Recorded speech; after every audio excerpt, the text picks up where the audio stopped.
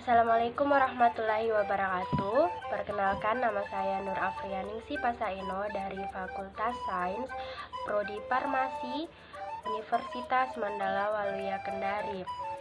Di sini saya akan menjelaskan tentang sistem indera, anatomi, fisiologi mata dan telinga. Langsung saja ke materinya, yaitu sistem indera. Sistem indera adalah bagian dari sistem saraf yang berfungsi untuk proses informasi indera.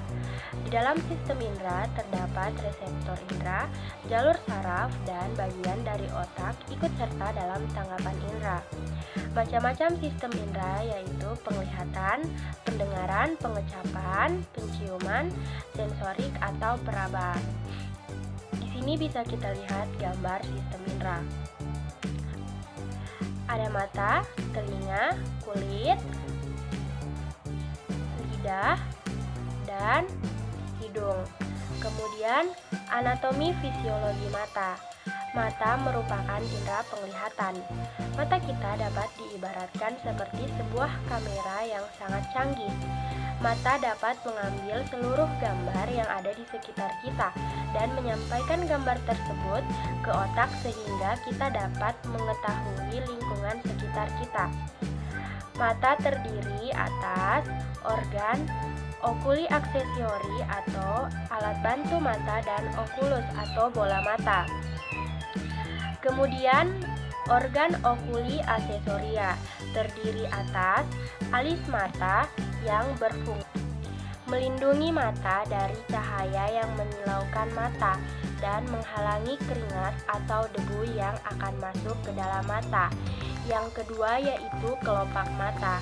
Kelopak mata berfungsi melindungi mata dari benda asing yang dapat masuk ke mata. Dan yang kedua yaitu mencegah terjadinya kekeringan pada mata. Yang ketiga, bulu mata. Bulu mata berfungsi melindungi mata dari benda asing yang dapat masuk ke mata. Dan yang keempat yaitu aparatus lacrimalis. Aparatus lacrimalis terdiri dari glandula lacrimalis dan sakus lacrimalis. Berfungsi untuk memproduksi air mata. Fungsi dari air mata tersebut yaitu membersihkan dan melumasi permukaan bola mata, menghantarkan oksigen dan nutrien ke konjungtiva, dan mencegah terjadinya infeksi. Karena air mata mengandung enzim yang berperan sebagai antibakteri. Kemudian selanjutnya okulus. Okulus terdiri dari 3 komponen, yaitu lapisan tunika.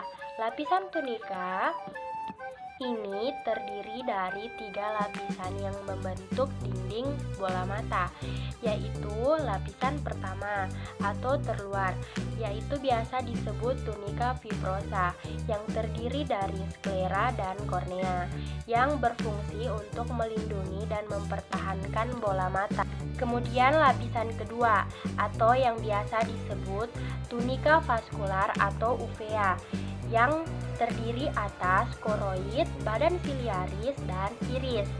Kemudian lapisan ketiga yaitu yang biasa disebut tunika interna, yang terdiri dari retina dan nervus opticus. Komponen kedua yaitu lapisan optik. Lapisan optik adalah yang mengatur fokus dan masuknya cahaya ke dalam bola mata, yang terdiri dari aqueous humor, yang itu cairan yang mengisi ruangan di antara kornea dan lensa mata, dan berperan dalam mempertahankan bentuk bola mata. Yang kedua, lensa, yaitu memfokuskan cahaya yang masuk ke retina. Yang ketiga, vitreous body, yaitu cairan bening seperti gel yang mengisi bagian tengah mata antara lensa mata dan retina. Kemudian lapisan yang ketiga yaitu lapisan neural. Lapisan neural yaitu dari retina dan nervus opticus. Retina adalah lapisan dalam bola mata yang terdiri dari fotoreseptor yang disebut dengan sel matang dan sel kerucut. Kemudian nervus opticus yang berperan dalam mengantarkan impuls dari retina ke otak. Nah, kemudian materi selanjutnya yaitu anatomi fisiologi telinga. Telinga merupakan indera pendengaran juga sebagai alat keseimbangan. Telinga terdiri dari 3 bagian, yaitu telinga luar, telinga tengah, dan telinga dalam. Telinga bagian luar berfungsi untuk menangkap suara dan melokalisasi suara. Saraf sensori di bagian telinga luar seperti saraf aurikular, saraf oksipital, saraf aurikulotemporal, cabang aurikular, saraf vagus atau saraf Arnold. Terdiri dari daun telinga, lubang telinga, dan liang telinga. Daun telinga yaitu mengumpulkan dan menyalurkan bunyi ke liang telinga. Kemudian lubang telinga berfungsi tempat masuknya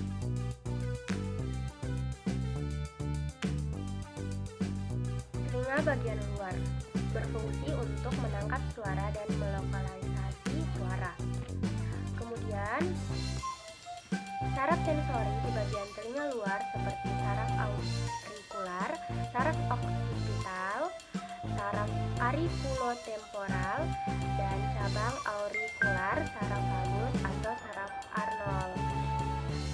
Nah, telinga bagian luar terdiri dari daun telinga yang berfungsi mengumpulkan dan menyalurkan bunyi ke liang telinga. Kemudian lubang telinga, yaitu tempat masuknya bunyi ke liang telinga. Kemudian liang telinga, yaitu berfungsi meneruskan rangsang bunyi ke gendang telinga. Kemudian telinga bagian tengah berfungsi memindahkan getaran membran timpani ke cairan di koklea. Dalam prosesnya dalam memperkuat energi suara. Terdiri dari gendang telinga yang mengubah bunyi menjadi getaran. Kedua, 3 tulang pendengaran yaitu martil, landasan, dan sanggurdi yang memperkuat dan menghantar getaran ke saluran telinga yang lebih dalam.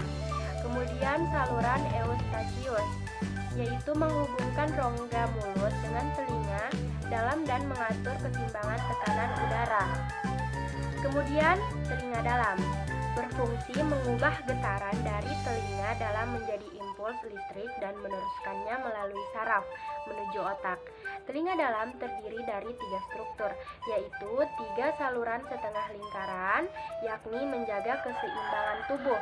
Yang kedua, tingkap oval atau jorong, yaitu untuk meneruskan getaran ke rumah sifut. Dan yang ketiga yaitu rumah sifut atau koklea, yaitu mengubah getaran menjadi impuls dan meneruskannya ke otak.